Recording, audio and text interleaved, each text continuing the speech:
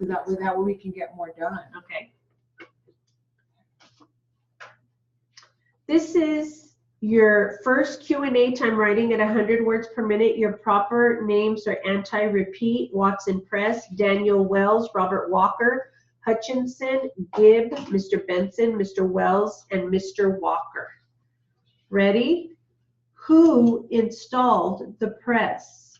I really don't know. Is the actual setting up of a press ordinarily done by the customer? Yes. What about anchoring the press? Do you know who did it in this case? Anchoring is optional on a press. Is there a charge for anchoring? I wouldn't know. We never get involved in anchoring the press. What documents accompanied the press when it was shipped to Hutchinson? A parts manual and a book of operating instructions. Also a booklet on care and maintenance. How is this material delivered to the customer?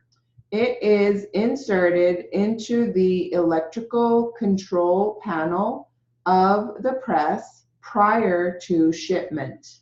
Do you know if, in fact, it was done in this case? Yes, it was. Now, your presses are designed and manufactured so they do not accidentally repeat. Is that a correct statement? Yes. What is the purpose of this anti-repeat device? To prevent the press from going into a continuous mode of operation. Now, once the press was delivered, did it come under regular servicing procedure by Watson Press? No. Any servicing is done only on request of the customer? Yes. At that time, how many men worked in your service department that made outside calls? 2 men usually went on outside calls. What were their names? Daniel Wells and Robert Walker. Are they still with the company? Yes. Prior to the accident, were various service calls made relative to the press at Hutchinson? I believe 3 service calls were made. Do you know how these 3 requests for service were made? By that I mean, did you receive a letter or a phone call? We got a telephone call. Do you know who received those calls at Watson Press? I would have received them. When was the first call? I would not be able to say exactly, but it was sometime in September. What was the gist of the conversation? They wanted somebody to check the press. Did you make a record of that call? No. What action did you take? I asked my secretary to make out a bill of lading for the service call. Was this bill of lading then given to one of your servicemen? Yes. Who? Daniel Wells. Then he made an inspection sometime in September. Is that right? That's right. Now, what written record or document did he complete relative to that inspection? He would have had the bill of lading signed by somebody at Hutchinson, and then he would bring it back to the plant. Would he make out any written report? No. Did he tell you what he did? He told me the press was in good working order. He said that the bolt for the left-hand gib was hitting the knockout bar, and he made an adjustment to correct the problem. Mr. Benson, about how many service calls would Mr. Wells and Mr. Walker make in a year? Mr. Walker would make about 100, and Mr. Wells would make about, and on that one, Gib, it's G-I-B, Gib. This is your second Q&A, time writing at 100 words per minute. And your proper names are Plaintiffs 1, Lexus, and Mr. Parker. Let me pause this. Oh, it is. Ready? When was the next time you went out to where you parked the vehicle?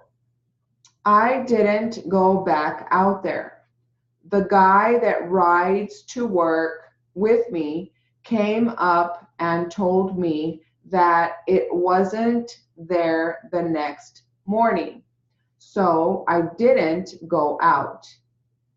Did you check to see if it was gone, sir? Yes, I did. And was it gone at that time? Yes, it was. Did the car have license plates on it? I didn't have any plates on it at the time. You understand I'm talking about the car license plates now, right? Yes. On this occasion, when you parked the car there on July 28th, 2012, did you leave the car keys in the car? No, I did not. Had you ever lost the keys to this car before the date of this incident? No, never. Had the keys ever been missing in regards to this particular car? This is the second time the car had been stolen. I keep a set of extra keys in the car in the middle part where I keep all my junk. Was that extra set of keys in your car on the date of July 28th? No, they weren't. There had been taken out the first time the car got stolen. Do you recall when the first time was that the car was stolen?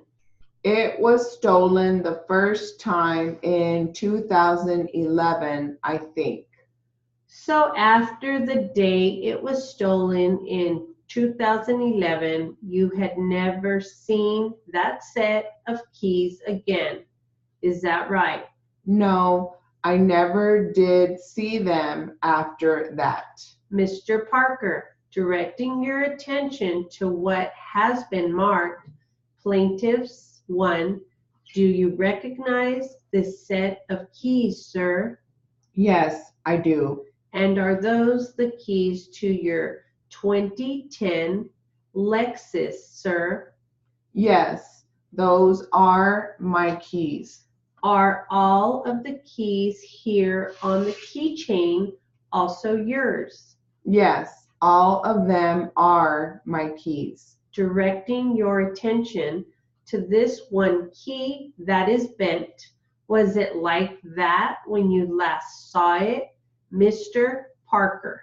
No, I had a locked gas cap on my Lexus, and it looks to me like someone used this key to try to get in my gas tank. Now, directing your attention to the defendant, seated over there at counsel table, do you recognize him? Yes, I do. How long have you known the defendant? I don't know him. You don't know him, but you recognize him. Is that right? Yeah, I've seen him once before. Did you ever give the defendant permission to enter your car, Mr. Parker? No, I never gave him any permission.